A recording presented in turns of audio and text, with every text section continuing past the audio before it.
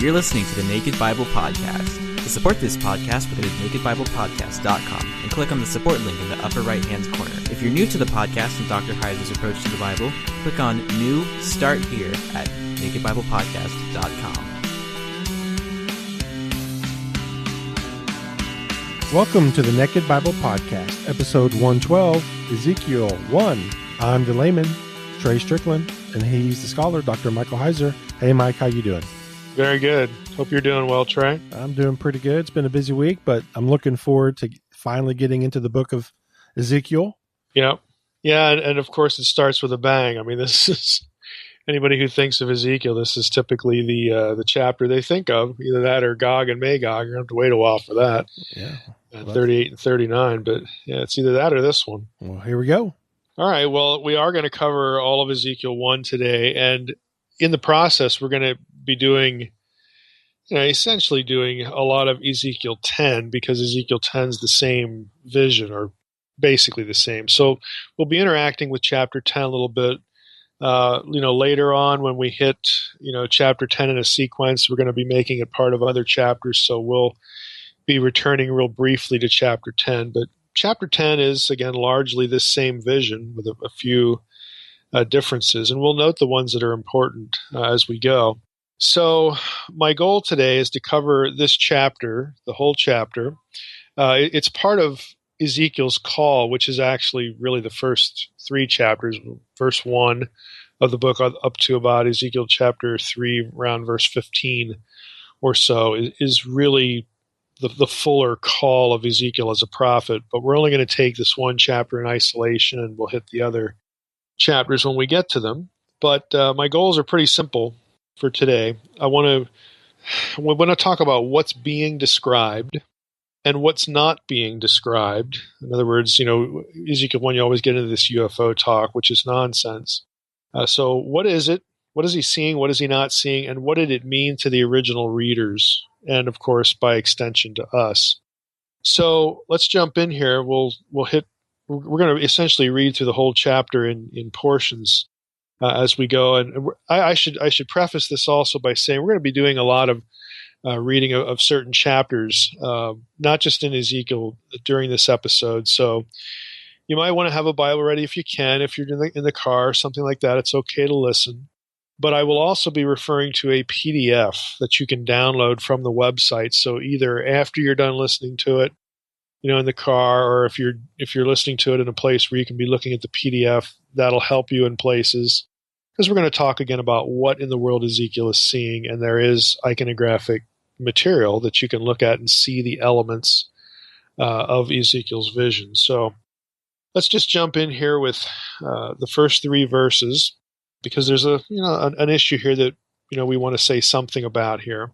So in terms of the book, chapter 1, let's just jump in right where it starts. In the 30th year, in the 4th month, on the 5th day of the month, as I was among the exiles by the Carve canal, the heavens were opened, and I saw visions of God. On the 5th day of the month, it was the 5th year of the exile of King Jehoiakim, the word of the Lord came to Ezekiel the priest, the son of Buzi, in the land of the Chaldeans by the Carve canal, and the hand of the Lord was upon him there. And we commented in the last episode introducing the book that here you have a switch between first and third person, and it's evidence of editorial activity. We're not going to rehearse that. But as I also mentioned last time in our introduction, Ezekiel's known for giving lots of dates. There are 15 of them actually given in the book. And there's an important date here, or at least one that people wonder about, right here in the first three verses. So it states that, the text states that Ezekiel had visions of God in the 30th year. Well, what is that? Because later he says on the 5th day of the month, it was the 5th year of the exile of King Jehoiakim. So what 30th year is he talking about? And it's frankly just not clear. So it's sort of a mystery, and commentators have wondered what the 30th year refers to, and what is its relationship to the 5th year that comes in the very next verse, verse 2. So the options are they both references to the same event, maybe from a different perspective, using a different calendar? Or is the 30th year an indication that Ezekiel's words were written down many years later, In other words, after the 5th year of Jehoiakim's exile. Is that what it means? Does the 30th year mean that the prophet was 30 years old at the time he was exiled, which in that case it would have been about 622 BC for a birth, of Ezekiel. Then he would have been 30 years old. We're in the 590s, as we talked about in the introductory episode. Another option is, does the 30th year, is the meaning of that since some other important event that we're just not told about and we're supposed to know? Some scholars, who opt for this solution suggest that maybe Ezekiel's referring to the finding of the law in the temple by Josiah's people, his reformers. And that would have been around 622 as well, according to 2 Kings 22:8. All of these are things you'll see about in the literature. Now, Dan Block, and I'm going to be referring to his Ezekiel commentary a couple times here, and I'm sure occasionally in other episodes, Block prefers the option that he thinks the 30th year is Ezekiel's birthday. And this is actually an interpretive option that arose with Origen, the famous patristic father. And he thinks it makes sense because of the first person language in 1:1, then the switch to the third person later on, which allows for, again, a change of perspective. Somebody else writing about 5th year and all that stuff of King Jehoiakim. And, personally, I think that makes good sense. I'm not going to really say too much more about it. It's certainly workable. All the options, of course, are going to have their defenders, but in case you were wondering, because I mentioned last time there was this one outlier date, that's it. And again, that's sort of where I land. But what we really want to do in this episode is not, quibble about dates and this thing. We want to get into the actual vision. And this is really the rest of the chapter. So we're going to be reading through the chapter. And again, there's a PDF on the episode website that you can open and look at. And I'll sort of give you a heads up when you might want to look at it. That is useful. Ezekiel, as we'll find out, or as, again, this is part of the PDF that you'll actually be able to see the rationale for this. Ezekiel was borrowing divine imagery that would have been familiar to the Babylonians. And of course, the Jews are exiled in Babylon, so the Jews are no doubt going to see these kinds of images and this kind of imagery, so they would have been familiar with it as well. So he's borrowing, again, divine imagery that the Babylonians are going to understand, that the Jews in Babylon are going to understand. I would say the Jews even wider, because some of this is going to get into what we call divine throne chariot imagery, and Jews in their own homeland would have been familiar with that. And even more particularly, we're going to talk about, as we talk about the vision's relationship to the temple, the decorations of the temple, and the accoutrements, the furniture. Again, we're going to see that what Ezekiel sees is really directly drawn from the temple, because he's describing a heavenly temple. And so Jews would have been familiar with this as well, but people in Babylon would have understood it equally. So he's doing this to inform his audience that the God of Israel was the true God and still active, even though they're in Babylon. And so the use of ancient Near Eastern imagery and some of the, again, iconography from the temple, this is going to become important for understanding what Ezekiel is describing and conversely what he's not talking about at all, what the vision has no relationship to. Again, some of these modern myths like, oh, he's looking at a UFO. Again, the imagery that he uses is well known to both Babylonians and Jews. Now, the images that I'll be talking about come from a specific source, and this is noted in the PDF as well. The famous German scholar Othmar Kiel, this is his specialty, iconography of the ancient Near Eastern world, and specifically as it relates to the Bible. Unfortunately, the book's in German, but it's Jahwe Visionen und Siegelkunst, eine neue Deutung der Majestatschilderungen in Isaiah, Ezekiel 1 and 10, und Zach 4, Zechariah 4. So visions of Yahweh and seal art is the English translation. A new interpretation of the majestic portrayals in Isaiah 6, Ezekiel 1 and 10, and Zechariah 4. So, again, I'm appealing to a specialist here for the imagery that you're going to see in the PDF. Let's just jump into the text, and I'll tell you again give you a heads up when you might want to look at that. So verse 4, Ezekiel writes, "As I looked, behold, a stormy wind came out of the north, and a great cloud with brightness around it, and fire flashing forth continually, and in the midst of the fire, as it were, gleaming metal." Now we'll stop there. That's verse 4. This is your first clue as to what he's actually looking at. Stormy wind, great cloud. This is stock vocabulary of what biblical scholars call the storm theophany motif, okay?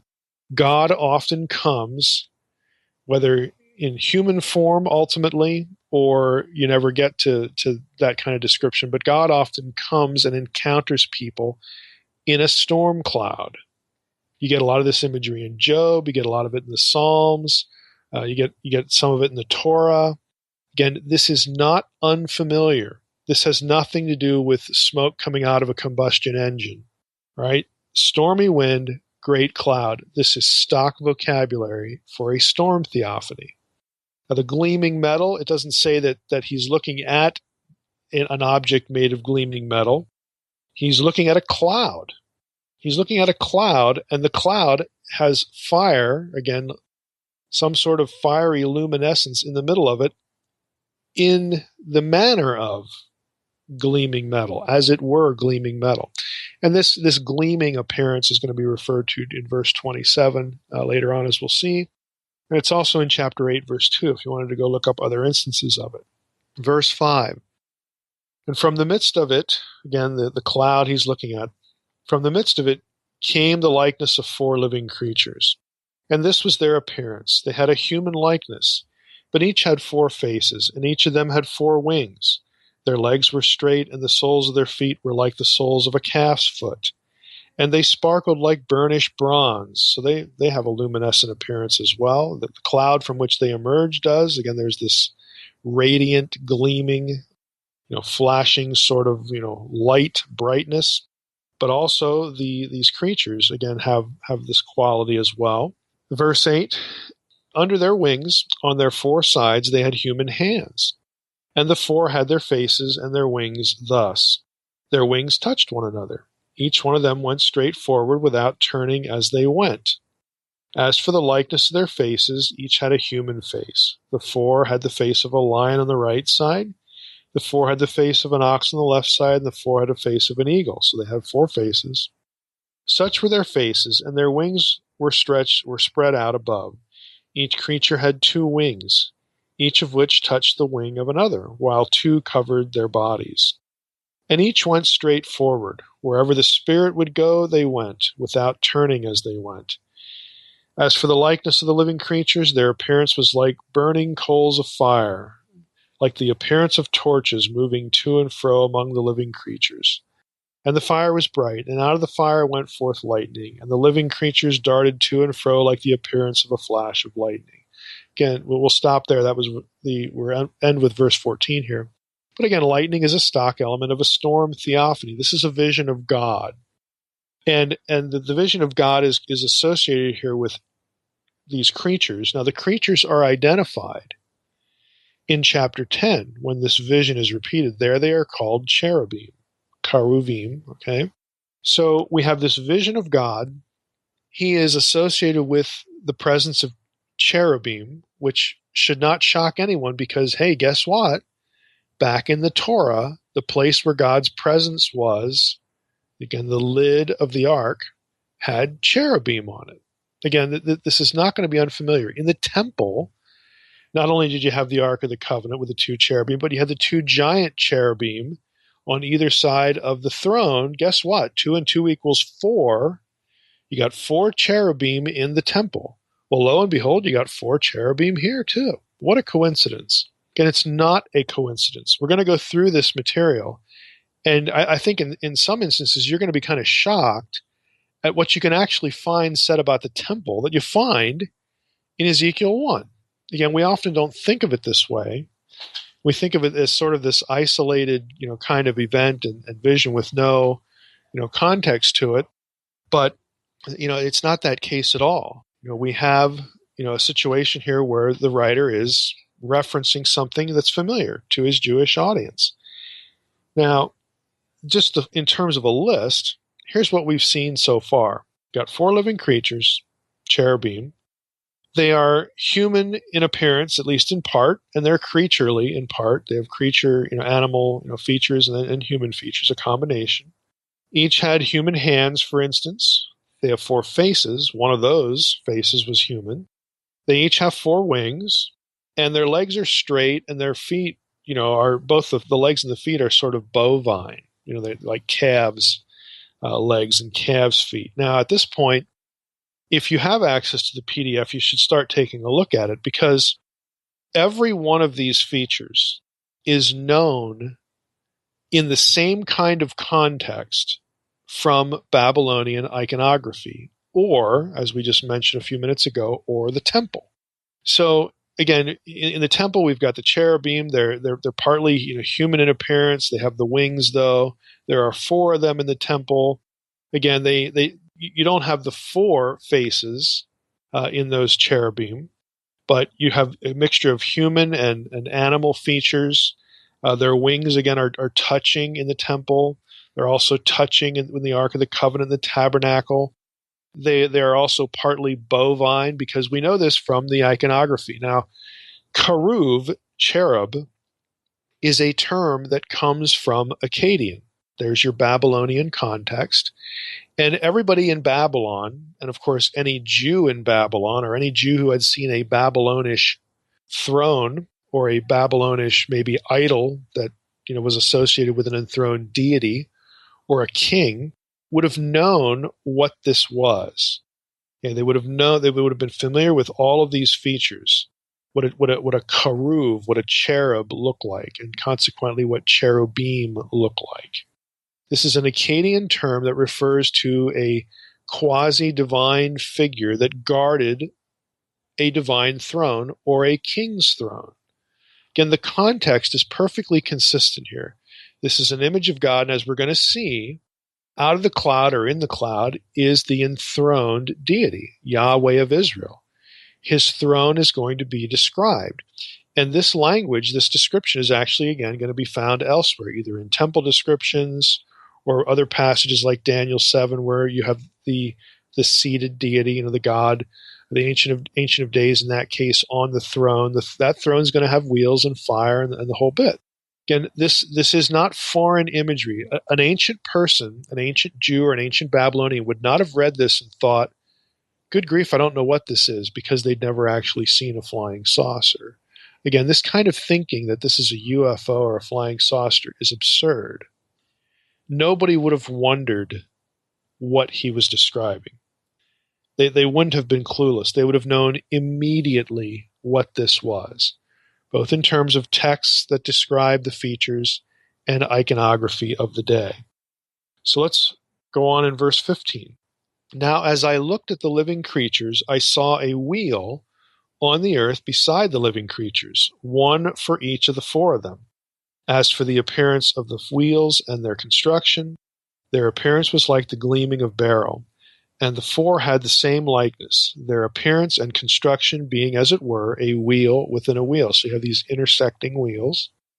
When they went in any of their 4 directions without turning as they went. And their rims were tall and awesome, and the rims of all 4 were full of eyes all around. And when the living creatures went, the wheels went beside them. And when the living creatures rose from the earth, the wheels rose. Whenever the Spirit wanted to go, or wherever the Spirit wanted to go, they went, and the wheels rose along with them. For the spirit of the living creatures was in the wheels. When those went, these went. And when those stood, these stood. And when those rose from the earth, the wheels rose along with them. For the spirit of the living creatures was in the wheels. We'll stop there. That's the end of verse 21. Now you notice that the quote, I'll use a modern term here, the quote propulsion of this thing is not the fire, and it's not the radiance. It's the 4 creatures. Why? because chariot thrones, and again, that's what this is, as we're going to find out, and as again, any Babylonian would know from the description of the cherubim. Cherubim throne iconography, you can look at the PDF, was very well known. Cherubim pulled divine thrones, or they carried divine thrones. Okay, they were the propulsion of the divine chariot, either a chariot that they would use on earth to pull around an idol or pull around a king who was, depending on the culture, would have been conceived of as divine. And of course, a heavenly version of this, you need heavenly creatures as well. Again, cherubim, but this time again they're alive, they're animated, they're not just again part of the statuary, that sort of thing. Everybody would have known what this was, and so the propulsion again would have been viewed as, for the heavenly chariot, these creatures. So we don't have a rocket engine. We don't have some sort of propulsion system that the light, the radiant appearance is indicative of. We don't have that. The text is quite clear. The propulsion, quote unquote, again using the modern term, has nothing to do with the fire or the radiance. Again, everybody would have known what this was. And again, I'm throwing this in here because I get this kind of question all the time. You see it on the internet. You see it on Ancient Aliens and that sort of thing. Supposedly we have UFOs in the Bible. This is sort of the go-to chapter. We don't. Okay, this wasn't a UFO with internal combustion engines or any other kind of radiant power source. That is not what's being described in the text. The mode of propulsion is the spirit, quote unquote, which is in the creatures. Okay, it has nothing to do, again, with some sort of fiery propulsion. It's a throne chariot, heavenly throne chariot being pulled by cherubim. And again, because we have the pictures, think of the iconography that you see in the PDF as the Polaroids of the day.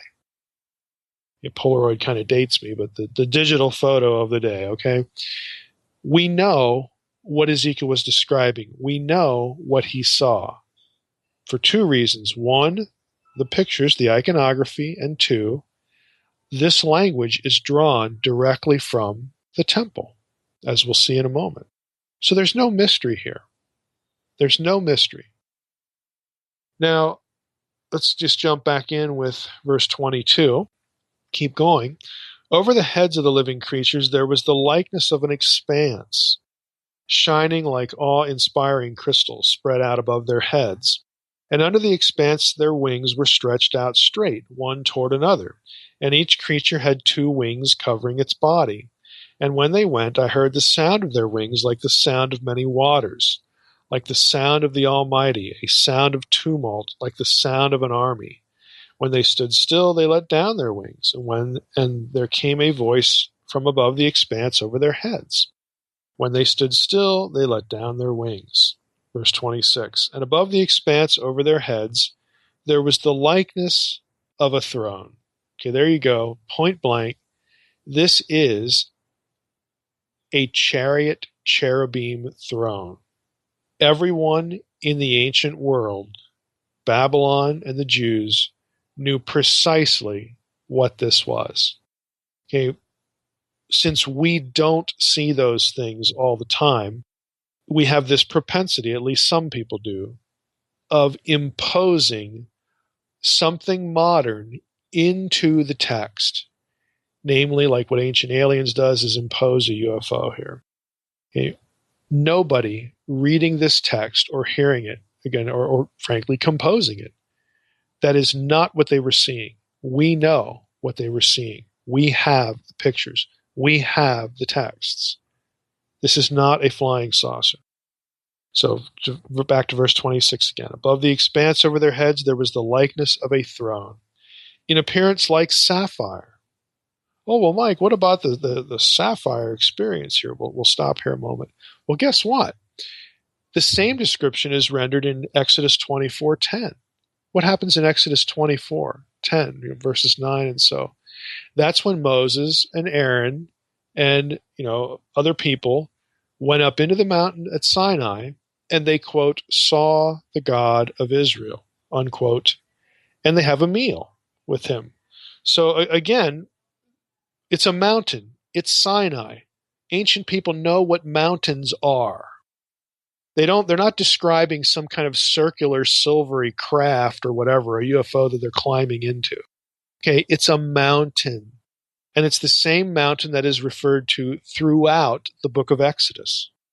Same geography, same location. Again, I hate to belabor what seems like really obvious points, but to the people whose worldview is framed by shows like Ancient Aliens, you can never be you can never beat the obvious drum too often.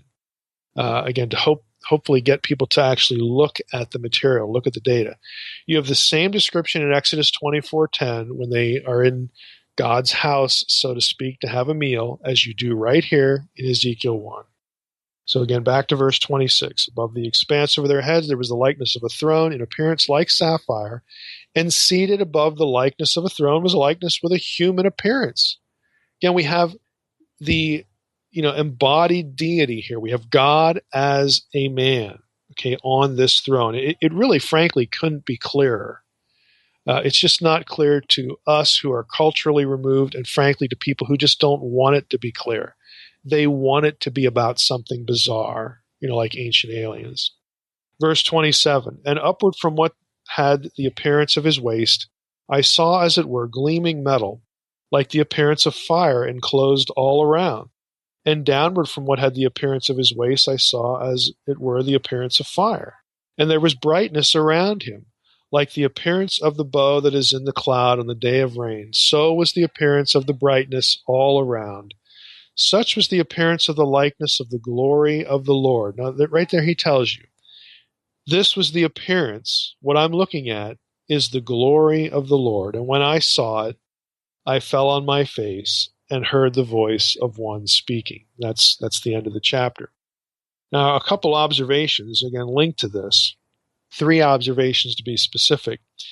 Before we move on and we talk about the meaning and interpretation of all this, we need to build some context for the meaning and the interpretation. So again, 3 observations here. Number 1 is just what I mentioned here at the end of the chapter. In Ezekiel 1, 22 through 28, the focus is the glory of the Lord. Now, we've talked about this before in an older podcast episode about the resurrection body in 1 Corinthians 15.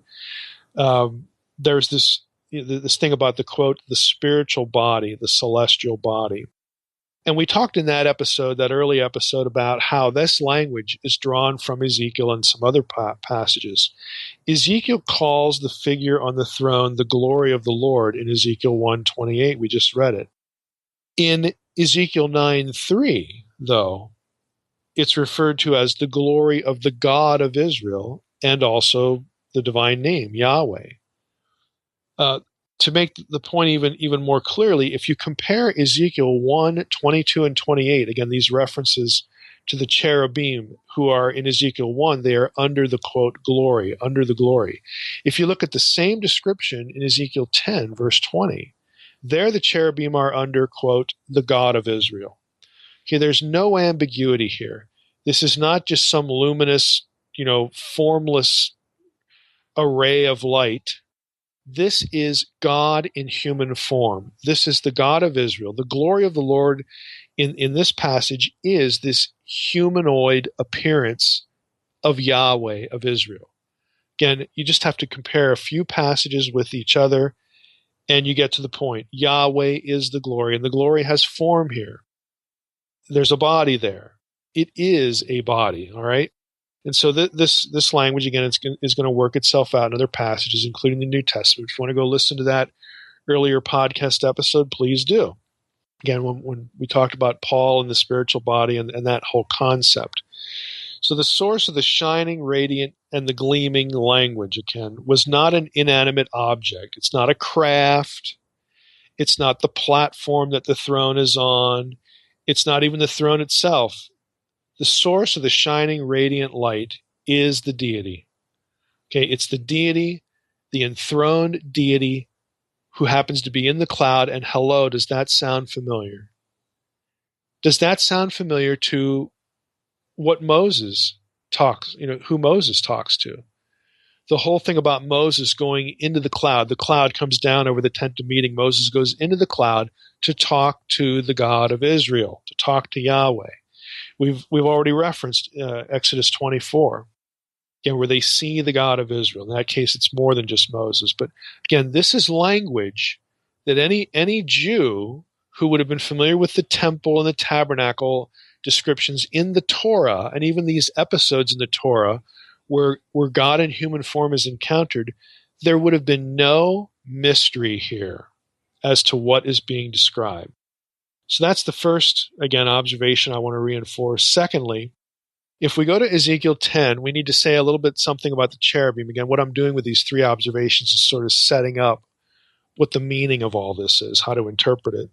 So the second item is the cherubim in Ezekiel 10. There are a few differences in the description there with what we have here in chapter 1. Now I'm going to quote from Dan Block's commentary here, his Ezekiel commentary in the New International Commentary in the Old Testament series, the Nikot series. So he has here, and this is his commentary on verse 12 and following. He writes, first, verse 12 is particularly confusing as images of wheels seem to merge with the images of the cherubim. And we're in chapter 10 now. The problem is not helped by the retrospective pronouns, their bodies, their backs, unquote, because whose bodies and whose backs are we talking about? Are the wheels of the previous paragraph now transformed into some type of angelic figure with four faces and body parts? Are the wheels transformed into a special class of angels, which is a motif that becomes important in later Jewish mysticism? What's known, this is me now talking, this is known as Merkava mysticism. There was a whole school of Jewish thought and writing, mystical Judaism, that wrote about this vision and assigned mystical meaning to it. Kind of like Kabbalah, okay? Again, it's sort of the mystical Jewish school of thought, so to speak.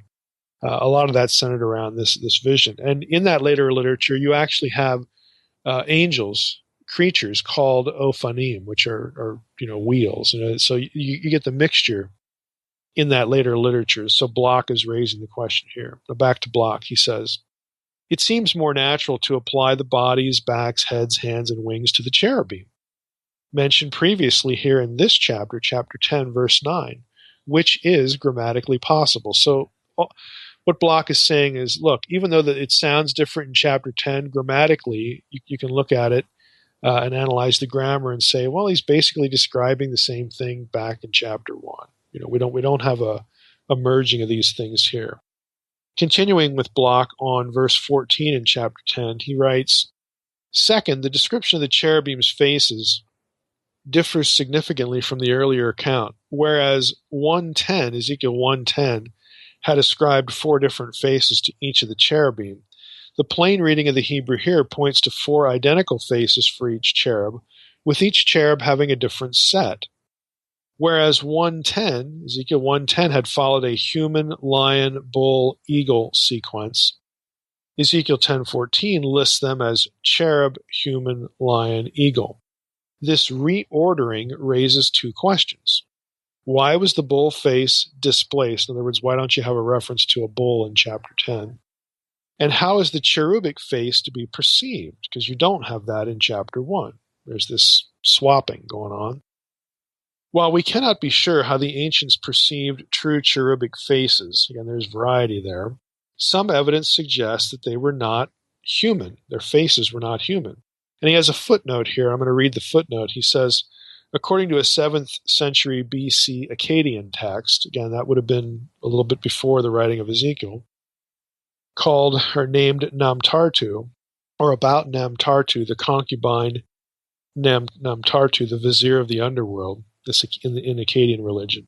According to a 7th century BC text about Namtartu, Namtartu had the head of a Koribu, cherub, but human hands and feet.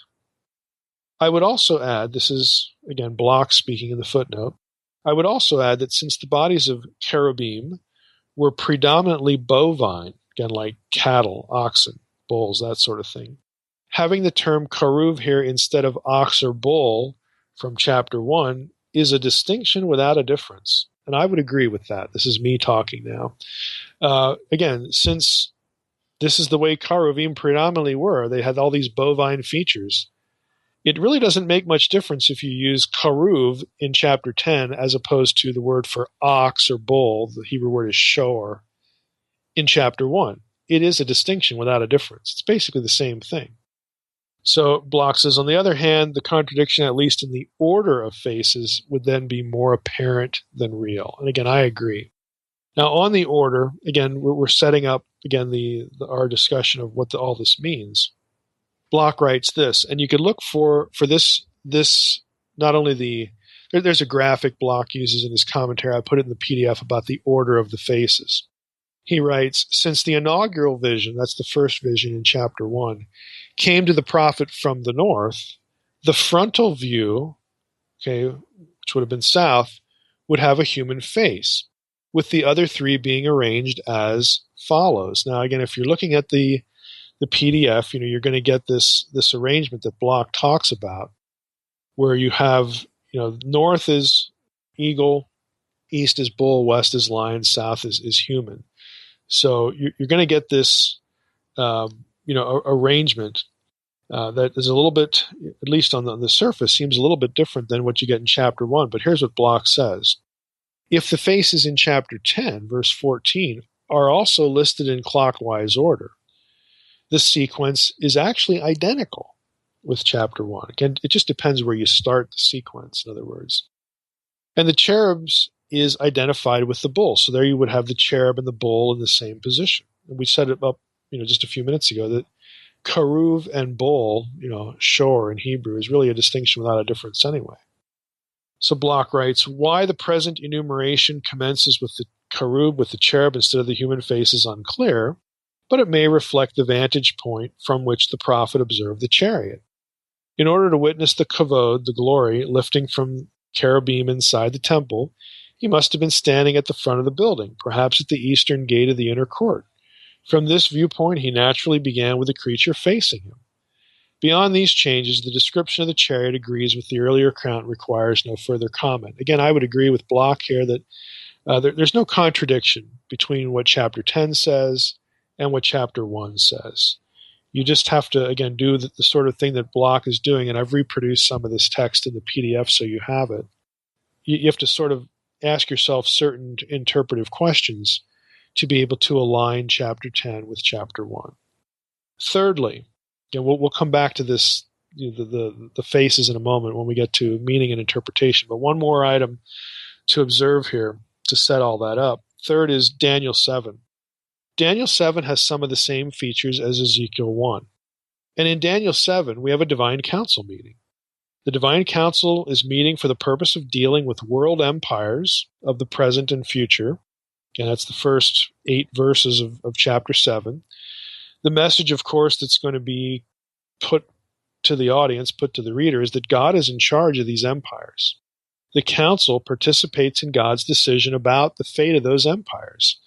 So again, Daniel 7 is pretty familiar, and you get this image of the 4 beasts in the first 8 verses, and so we need to have a council meeting to decide what's going to happen with these beasts. And you get to verses 9 and 10, and we read this. These are very familiar if you've followed my content for any amount of time. Daniel 7, 9, and 10, Daniel says, as I looked, thrones, plural, were placed, and the Ancient of Days took his seat.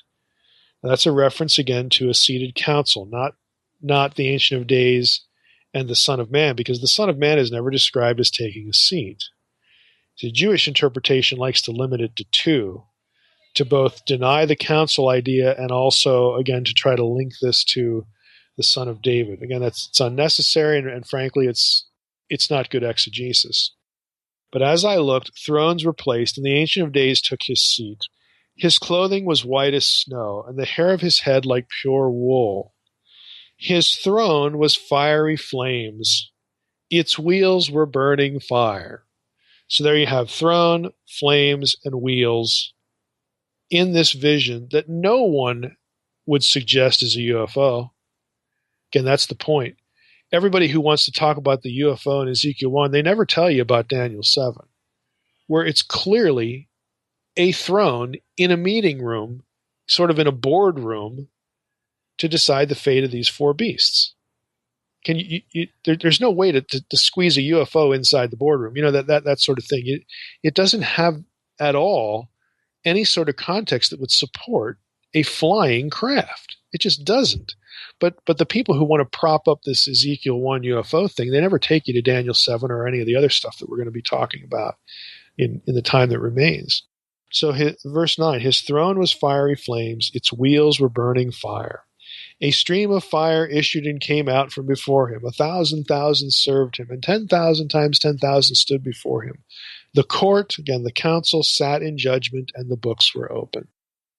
Again, this is a very familiar divine council scene that helps us process Ezekiel 1 because of the references to the fire and the wheels, which are referred to many times in Ezekiel 1 and Ezekiel 10. Now, what do we do with all that? As far as interpretation and meaning, again, I've hinted at where we're going to go with this already, but Ezekiel's vision is clearly a vision of God's throne, the enthroned glory, again, God in human form, the enthroned deity. It is no more a flying saucer than the Israelite temple was a flying saucer. Now, why say it that way? Because of the high degree of correlation between this vision and, number one, Old Testament temple descriptions, and number two, its correlation with the heavenly temple scene in the book of Revelation in chapters 4 and 5. God's heavenly throne is a chariot throne. The Hebrew term is Merkavah. It has wheels, but it's still a throne. Now let's take both of these things, this correlation between Old Testament temple descriptions and the correlation with the throne description, the throne scene in Revelation 4 and 5. So first off, the Old Testament temple structure, believe it or not, this might sound kind of shocking, but the Old Testament temple structure, its furnishings, its accoutrements, the whole complex, the whole temple thing, had wheels, axles, cherubim, and most of the animal imagery from Ezekiel 1 and Ezekiel 10's cherubim. Now you think, well, I don't remember reading this stuff about the temple. Wheels? Axles? What in the world? I'll go even a step further. Even the chariot idea, the throne chariot, is present in Solomon's temple. We just miss these things because, let's be honest, the passages about how the temple was built and decorated are boring. We just don't care about that stuff. If we read it, we skim it, and typically we'll skip it. But I'm going to torture you a little bit here with reading some of these descriptions about the building of the temple and the decoration of the temple, the objects in the temple, and you're going to see these things pop out at you that you just read about in Ezekiel 1. Now listen, this is 1 Kings 6, 23 through 28. In the inner sanctuary, he made 2 cherubim of olive wood, each 10 cubits high. 5 cubits was the length of one wing of the cherub, and 5 cubits the length of the other wing of the cherub. It was 10 cubits from the tip of one wing to the tip of the other. The other cherub also measured 10 cubits. Both cherubim had the same measure and the same form. The height of one cherub was 10 cubits, and so was that of the other cherub. He put the cherubim in the innermost part of the house. And the wings of the cherubim were spread out so that the wing of one touched the one wall, and the wing of the other touched the other wall, and their other wings touched each other in the middle of the house. And he overlaid the cherubim with gold. Okay, that's the end of the passage. So here we have 2 cherubim, the wings touching. Again, this part's familiar to most listeners, most readers. Of course, we also have 2 cherubim with the Ark of the Covenant that's in the same temple complex. The Ark serves as God's footstool as he's seated on this particular giant throne. Again, if you've read Unseen Realm, this is familiar to you. So we have 4 cherubim inside the Holy of Holies, where God sits, the divine throne. Well, we have 4 cherubim in Ezekiel 1. Okay, let's keep going with another passage. 1 Chronicles 28, 11 to 18. Then David gave Solomon his son the plan of the vestibule of the temple, and of its houses, its treasuries, its upper rooms, and its inner chambers, and of the room for the mercy seat. And the plan of all that he had in mind for the courts of the house of the Lord, all the surrounding chambers, the treasuries of the house of God, and the treasuries for dedicated gifts, for the divisions of the priests and of the Levites, and all the work of the service in the house of the Lord, for all the vessels for the service of the house of the Lord, the weight of gold for all the golden vessels for each service, the weight of silver vessels for each service, the weight of the golden lampstands, the lamps, the weight of the gold for each lampstand and its lamps, and the weight of the silver for a lampstand and its lamps, according to the use of each lampstand in the service, the weight of gold for each table for the showbread, and the silver for the silver tables, and pure gold for the forks, the basins, the cups, for the golden bowls and the weight of each, for the silver bowls and the weight of each. And you're probably snoring by now, but here you hit verse 18. Now listen to this. I read these preceding verses to make it clear that we're talking about the temple. Okay, we're not talking about objects that are associated with anything but the inner house of God. Okay, here you get for verse 18. This is the temple. This is 1 Chronicles 28. It says this: for the altar of incense made of refined gold and its weight, also David gave Solomon his plan for the golden chariot of the cherubim that spread their wings and covered the ark of the covenant of the Lord. In the Hebrew text, the word for chariot in verse 18 there is, you guessed it, Merkavah. The temple of Solomon had a throne chariot. Now, I guarantee that nobody that's trying to make Ezekiel 1 into a UFO will ever show you that verse, because it destroys the whole idea. This is why I said at the beginning, the vision of Ezekiel 1 is no more a UFO than the Temple of Solomon was a UFO. Okay, it just wasn't. It was a building, okay, inside of which there was a throne for God to sit on, okay? This is not anything unusual. It's not anything shocking or revelatory in Ezekiel 1. Every blasted Jew who had ever seen the temple, okay, and had ever heard anything about what's inside the temple, or ever saw it being built and saw the objects being built, everybody would know what this is. Let's go to another passage. 1 Kings 7, verse 13. And King Solomon sent and brought Hiram from Tyre. He was the son of a widow of the tribe of Naphtali, and his father was a man of Tyre, a worker in bronze. And he was full of wisdom, understanding, and skill for making any work in bronze. He came to Solomon and did all his work. Again, I'm establishing that we're talking about the temple here. He cast 2 pillars of bronze. 18 cubits was the height of one pillar, and a line of 12 cubits measured its circumference. It was hollow, and its thickness was 4 fingers.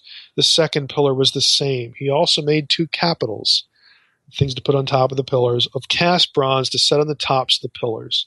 The height of the one capital was 5 cubits. The height of the other capital was 5 cubits. There were lattices of checker work with wreaths of chain work for the capitals and the tops of the pillars, a lattice for the one capital, a lattice for the other capital, again, so on and so forth. And you get this whole description of the 2 pillars.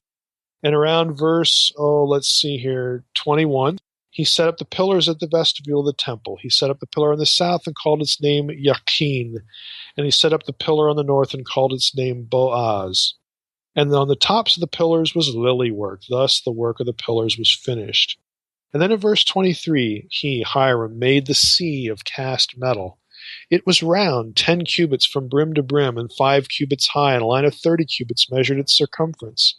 Under its brim were gourds for 10 cubits, compassing the sea all around.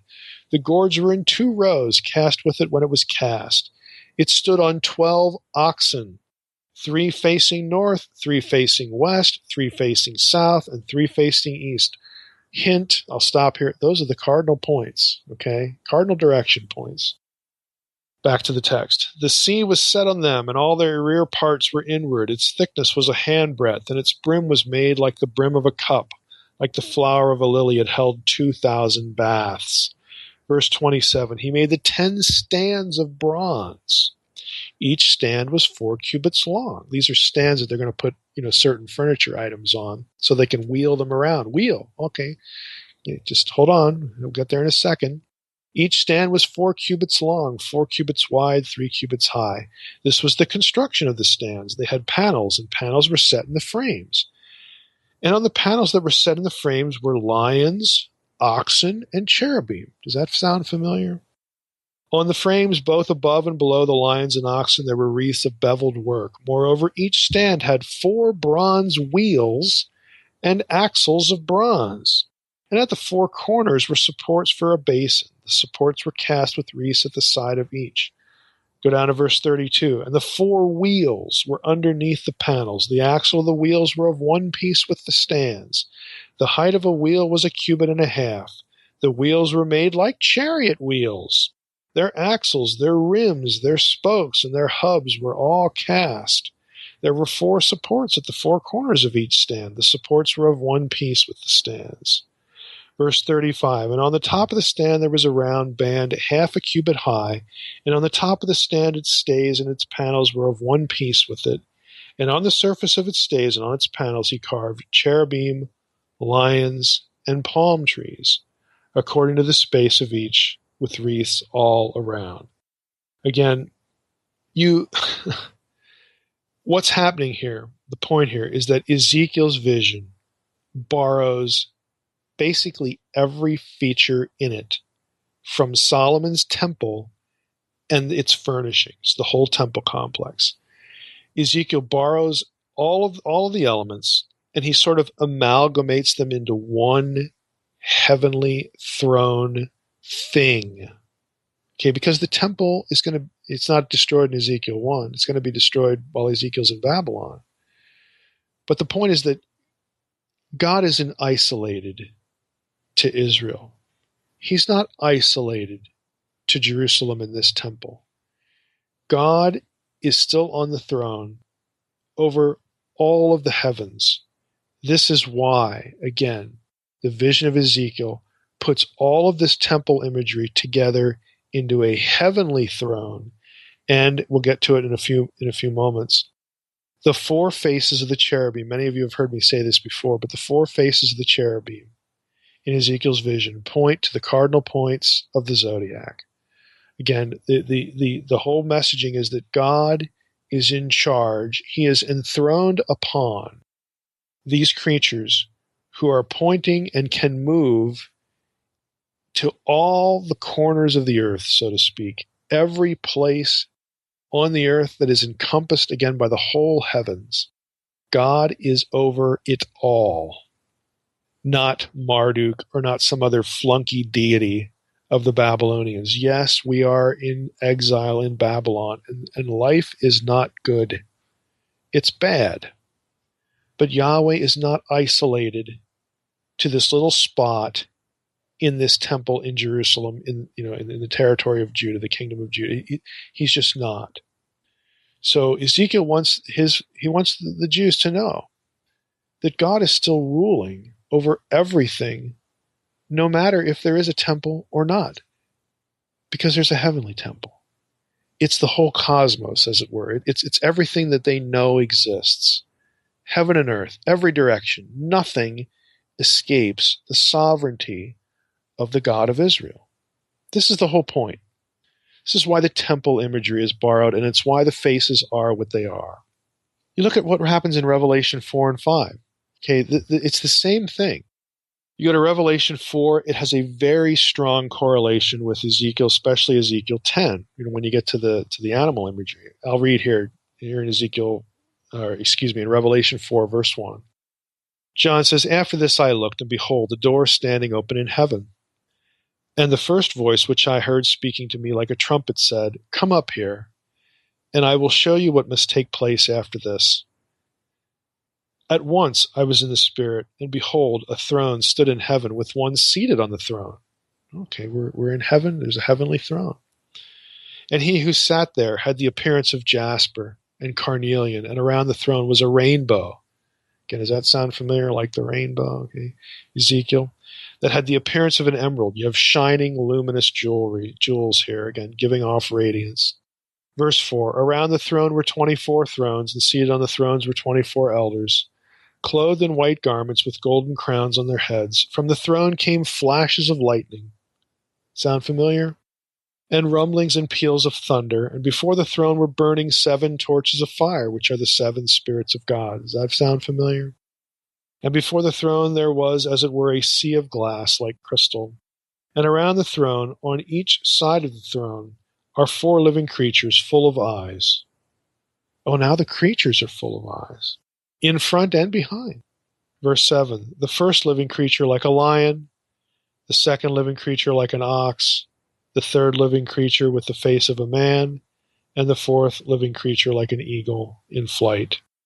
And the 4 living creatures, each of them with 6 wings, were full of eyes all around and within, and day and night they never ceased to say, Holy, holy, holy is the Lord God Almighty, who was and is to come. Now that, again, is clearly a throne. It's clearly imagery borrowed from Ezekiel. There's also a few elements borrowed from the throne room scene. Again, same kind of scene, throne room scene in Isaiah 6. Again, and all of it can be found in temple descriptions in the Old Testament. Again, the point is that God's rulership, his sovereign power, is not limited to this little structure in Jerusalem, and even to Jerusalem itself, even to Judah. It is everything. Again, the heavenly throne room image and imagery tries to convey, again, the sense that God is sovereign everywhere, over the 4 corners of the earth, over everything, everyone, every empire. Now, in terms of meaning, again, you can consult the PDF for this. Again, I've made the point before, and I have some selections in there, some screenshots of books from Google Books. Maybe just one from a book. There are other books that are referenced there, though. The faces of the cherubim in Ezekiel's vision correspond to the 4 cardinal points of the zodiac known to the Babylonians and therefore to other, peoples, other literatures as well. I mean, because Babylon was known, again, for the astronomical imagery. It's not that Jews didn't have their own understanding of the zodiac. They do. You get references to constellations within and without of the zodiac in the Hebrew Bible. They know this stuff. They know what it is. But here you are in Babylon. I mean, while the Jews are in Babylon, they're going to get their month names, from Babylonian names. And there's a cross-fertilization here in terms of terminology, but you get the same understanding. I mean, the Jews are going to have their own people who pay attention to the heavens just like the Babylonians do, but in terms of what the Jews believe about what's going on up there and who's in charge of it, that's quite a bit different than what the Babylonians are thinking. Because the Babylonians have a polytheistic system and the Jews do not. The point here is that, again, it's not a coincidence that the faces correspond to these 4 corners, so to speak, or these 4, cardinal points that are important, again, to encompass all of the wheels of time that were, related to the zodiac, because astronomers watched the course of the zodiac constellations move through the sky during a given year. They used it to map time. And again, if you're a Jew, you're thinking, well, Genesis, the Torah says that God gave us these things, for times and seasons. Again, just to map out the calendar, map out time. And when you have this imagery about the movement of time, it speaks of the movement of history. It speaks of what's happening through time, over time, in real time to the people here on earth. And the message of Ezekiel is very, very simple. It isn't Marduk on the throne, even though we're sitting here by the river Kavar in Babylon. It's Yahweh of Israel. Anyone, whether they're a Jew or a Babylonian, Babylonians probably would have been offended, but they're all going to know what this means. This means that this is a vision pointing to who is sovereign over human history, who is sovereign over the events on earth and the course of time. It is not Marduk of Babylon. It is Yahweh of Israel, which would have been a tremendously significant thing, for a Jew to hear. Look at where they're at, just in terms of application to them and to us. because we need to remember these things too. The Jews sitting by the river Kavar, this is the worst of time for them. We are God's people. What in God's name are we doing in exile in Babylon? How could this possibly have happened? We know intellectually that, the prophets had told us it was because of our idolatry and our sin and blah, blah, blah, blah, blah. We're here. But how in the world? We have these covenants. How could this have happened to us? Well, it did. And the prophets did tell you why. And so it can't get much worse than this. But the message again is God is still in control. And it's temporary. I mean, let's go to just a passage in Jeremiah, again, that would have, I think, driven this home. Jeremiah and Ezekiel prophesying, their ministries overlap. So the exiles are going to have heard this too. Jeremiah 25, behold, God is speaking, behold, I will send for all the tribes of the north, declares the Lord, and for Nebuchadnezzar the king of Babylon, my servant, and I will bring them against this land and its inhabitants, and against all these surrounding nations. I will devote them to destruction. Let me stop there. That is the same karem language that is used, same verb, that is used in the conquest of Joshua to eliminate the giant clans. The worst of the worst. It's applied here to the people of God. Okay, because of their betrayal. You can't get any worse in terms of the language here. I will devote them to destruction and make them a horror, a hissing, and an everlasting desolation. Moreover, verse 10, I will banish them from the voice of mirth and the voice of gladness, the voice of the bridegroom and the voice of the bride, the grinding of the millstones and the light of the lamp. This whole land shall become a ruin and a waste, and these nations shall serve the king of Babylon 70 years. Direct reference to the exile. But then look at what he says. Then after 70 years are completed, I will punish the king of Babylon and that nation, the land of the Chaldeans, for their iniquity, declares the Lord, making the land an everlasting waste. I will bring upon that land all the words that I have uttered against it, everything written in this book which Jeremiah prophesied against all the nations. Again, the point is, it's the end of the passage, but the point is they're suffering because of their sin, but they're not entirely forsaken. It was temporary. As bad as they had been, God wasn't giving up on them. And God would repay evil as well. Evil's not getting away with anything either. So God, he knew their circumstances. He wants them to know, yeah, I know you're here. I know why you're here. You know why you're here. But I want you to, Ezekiel's call is about confirming the idea that this is not going to be forever. This is temporary. God is still in control. And it's your God. It's not somebody else's God. It's your God that's still in control. So whether your suffering is deserved or not, again, we need to think in these terms too, whether our suffering is deserved or not, God is in control and we won't be forgotten. And evil will get what's coming to it. So it's really a significant, kind of message that Ezekiel 1 communicates to us. If you're interested, again, in some of the sort of the nitty-gritty stuff in the PDF, there's some links, and again, that excerpt about the imagery of the lion, the eagle, the bull, and the human, how they correspond to the zodiac, elements. If you're interested in that, there's a lot you can read on that. Again, there's links to somebody named Franz Boll, who's kind of famous for this in his astrological approach to the book of Revelation. I want you to, please read the link because I would agree with the link's criticism of Boll. And you've heard me say this as well. We're going to end with this.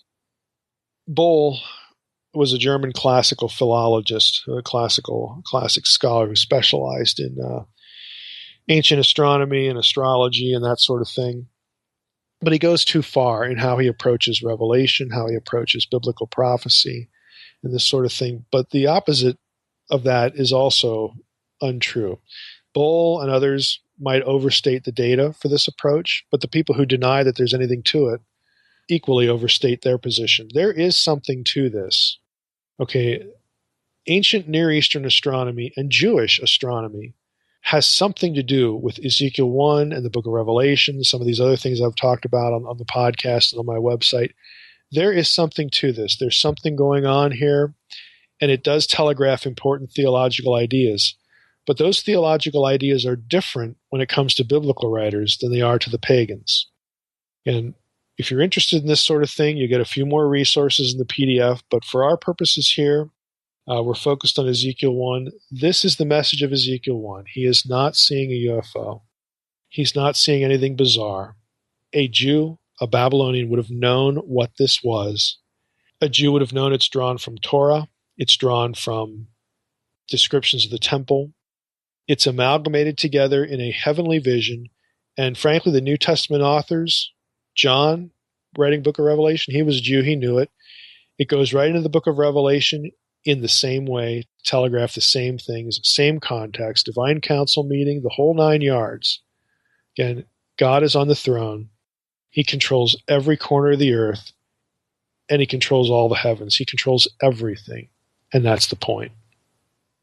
Mike, we really need to rename the show title to Debunking Ezekiel's UFO, because it's a well, it's just a shame that people twist that and spin it to UFOs when it seems so logical that the text says what it is, and to spin it into a UFO and make it something that it's not is just such a shame that so many people prey upon that. Yeah, well, we could stick it in the title or the description. I will leave that to your. I'll make that an editorial decision on your part. Yeah, no, but that's it's good. I mean, I think that's why a lot of people voted for Ezekiel, especially for this chapter, because it is out of the gates so controversial in a sense that I think a lot of people are going to walk away from this episode with a more clear understanding. Yeah, it'll certainly be different. I mean, they're boring passages. Who cares what was in the temple? Who cares what it looked like? Who cares how they built? But it only matters when you see it again repurposed in a passage like this. Well, then yeah, it is important because it helps you avoid this crazy idea over on the other side. Absolutely. Well, all right, Mike. Next week we're going to cover chapters 2 and 3. Is that correct? Mm-hmm. Okay. Well, with that, Mike, I just want to thank everybody for listening to the Naked Bible Podcast. God bless.